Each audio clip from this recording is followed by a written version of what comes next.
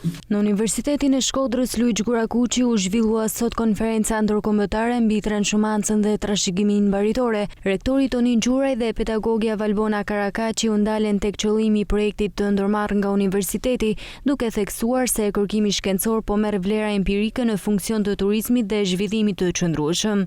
Së pari, konferenca vjen si mbështetje e agjencisë për kërkim shkencor dhe inovacion në bashkëpunim me Universitetin e Shkodrës e njëkohësisht edhe me komunitetin pastoral të Alpeve shqiptare.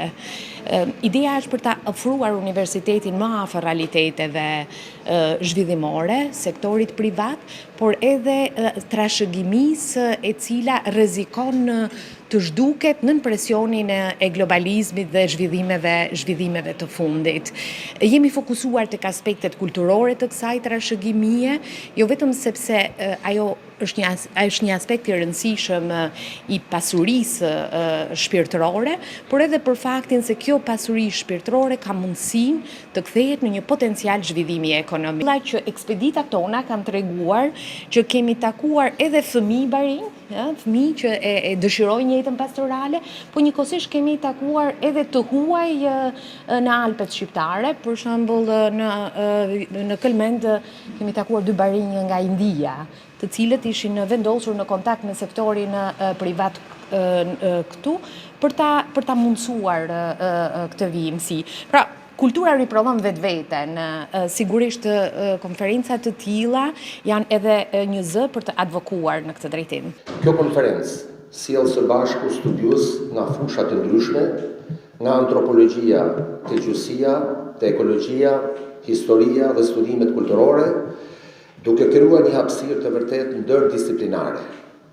Diskutimet që do të zhvillohen sot në sesionet në gjuhën shqipe dhe atë angleze dëshmojnë për një qasje gjithëpërfshirëse ndaj trashëgimisë pastorale, duke analizuar atë në dimensionet e saj kulturore, shoqërore dhe ekologjike.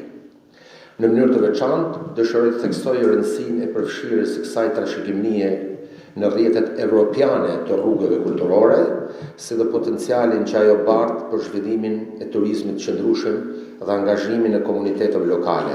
Këta janë drejtime që lidhin kërkimin shkencor me realitetin konkret dhe me të ardhmen e rajonit tonë. Universiteti i Shkodrës Luigjë Gurakuqi mbetet i përkushtuar të jetë një qendër aktive e kërkimit shkencor dhe dialogut ndërkombëtar, duke kontribuar në ruajtjen, studimin dhe promovimin e trashëgimisë kulturore shqiptare dhe me gjerë. Përmes aktiviteteve të tilla, ne synojmë të ndërtojmë ura bashkëpunimi, të nxisim shkëmbimin e ideve dhe të hapim horizonte të reja për kërkimin dhe inovacionin. Studiuesit folën rreth sfidave aktuale të trashëgimisë pastorale dhe nevojën për mbështetje më të madhe të komuniteteve baritore. Pse është shumë e rëndësishme për ne transhumanca? Së pari sepse numri i krejve ne jemi të lidhur shumë ngushtë me baktit. Gjithë historia e jetës tonë është e lidhur jo vetëm me ushqimin që lidhet nga baktit, por është e lidhur edhe me veshjen.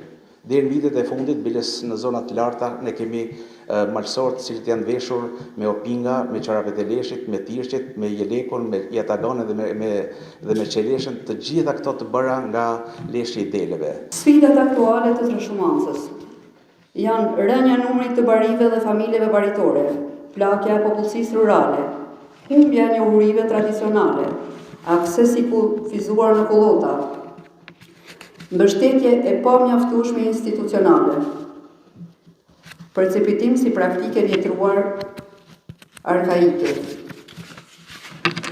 Ndërkohë studiuesja Roberta Alberotanza buri theksin te aspektet kulturore dhe vlerat që mbar trashëgimia, duke folur për rëndësinë e fuqizimit të transhumancës dhe trashëgimisë baritore.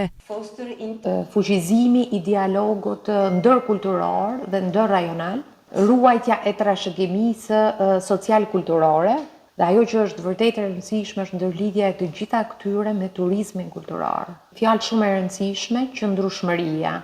Pa qëndrueshmëri, rrugët e kulturës nuk do të ekzistonin.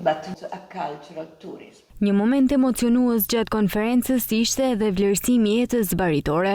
Janë bërë shumë takime, janë folur shumë gjëra, por në fakt asnjëherë nuk janë nderuar ata bari të cilat kanë dhënë jetën në transhumancë. Unë gjen rastin do të ftoja ju që të ngrihemi në këmbë sot edhe të respektonin gjithë ato bari të cilat kanë dhënë jetën gjatë udhimeve të tyre nga nisja deri në destinacionin e fundit. Qofshin nderuar.